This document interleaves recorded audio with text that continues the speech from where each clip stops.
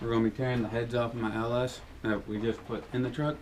Started leaking the coolant down on the driver's side head towards the back of the block. So we're going to tear it down, see if it has a bad head gasket or the head itself is bad. We're going to end up tearing passenger side head off too, and I'm going to end up putting head studs in and then some better quality head gaskets.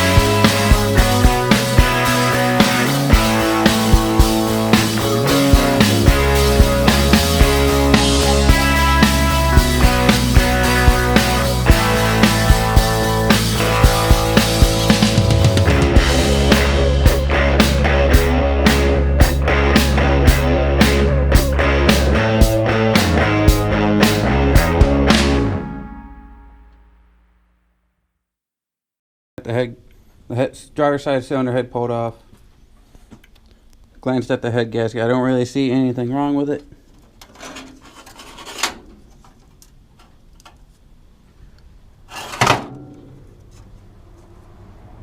Thought I seen a scratch right there, but I guess I don't.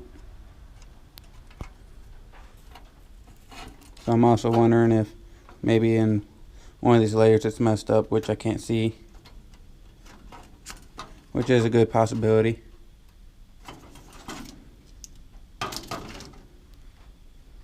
So I'm going to check the head, make sure it's flat, and same with the block. I did pull one of the locators with it, but it wasn't leaking from that end, it was leaking from back there. Passenger side head off. Over here on the bench. It looks good. Didn't see anything wrong with the head gasket either, which was expected because it wasn't leaking or anything. So that's it for this episode.